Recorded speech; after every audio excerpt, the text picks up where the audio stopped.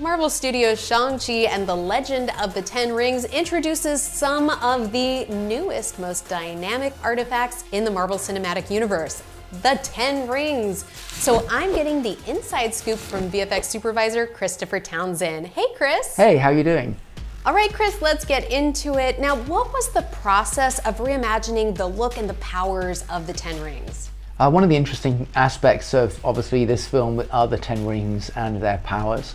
In the comics they're represented as finger rings, and we wanted to go more onto almost bracelets and rings around the wrist. We started looking into the idea of having each individual ring be representative of a particular power, as it's represented in the comics, but again decided we didn't really want to do that, and we wanted to keep it a little bit more simple and show them as just a more unified sort of presence of what these rings are doing. And we started going down this journey of not really being about the rings themselves that are powerful, but rather it's the energy that they emanate. That was going to be the power. Right, so once you have that look and movement, how do you then communicate that with the performers on set? Do you give them something that they can actually physically wear? So there was a lot of development trying to figure out exactly what we should build as the on-set pieces for the rings. It was a real challenge trying to figure out, well, what should they look like and should they be going small to large? And eventually we decided that they would need to be changing and animating.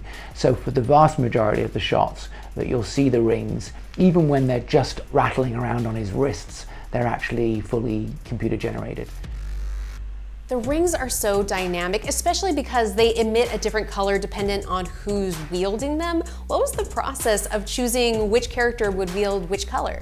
So trying to find the correct colors for Shang-Chi when he uses the rings and for Wenwu when he uses the rings was kind of tricky. Coming down to color specifically, we ended up with the golds for Shang-Chi and sort of a purplish blue for Wenwu as our sort of two key colors.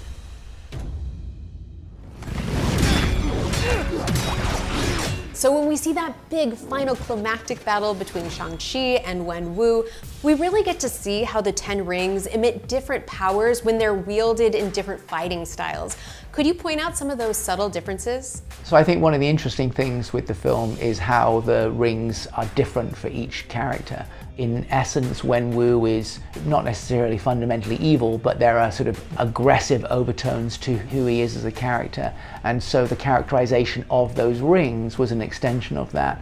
And when Shang-Chi, when he's using the rings, there's almost an aura of goodness about him. So when he's in almost a tug of war moment with his father, we see Wenwu, who uses the sort of lightning-based energy, very spiky and aggressive, relative to Shang-Chi's almost silk ribbons of glowing energy and flowing, and it's a much more gentle, serene power.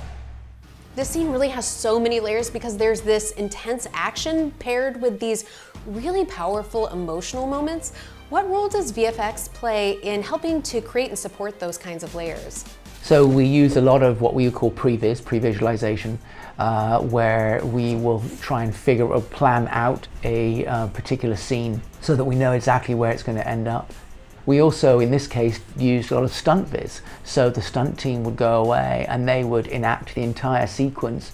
And once you've figured out what the move is, you're then also at the same time figuring out what the camera is doing and how the camera reacts to the stunts and how it reacts to the stunts with the visual effects that are ultimately placed on it. Once you've actually finished photographing in principal photography and you've got these particular, stunt fights, the sequences, it's then our task to start assembling it and putting it into the scene. The world itself doesn't exist. It's a fully computer-generated world for a lot of this stuff, particularly when you're out on what we call the Mountain of Souls in front of the gate. So we've already planned it and we've prepped it so that everyone knows exactly what it's going to feel like, but we ultimately ended up replacing all of it. We have to track the camera and figure out where the camera is in relation to the actors and in relation to the world that does exist and the ground plane, all that kind of stuff. And what we're doing with the visual effects is trying to enhance that and help further that story arc and that characterization. It really is such an awesome ride. What do you hope that fans feel when they walk away from that film? I hope that when the fans have watched the film that they come away thinking that not only they had a really good ride, that they've seen some incredible fights, but that ultimately it's about relationships and it's about love and family. It's just got so much going on, and I think it's really exciting to be working on a film that has so many different touch points that hopefully an audience can get excited about. Oh, thank you so much, Chris. And of course, everyone go see Marvel Studios' Shang-Chi and the Legend of the Ten Rings in theaters now.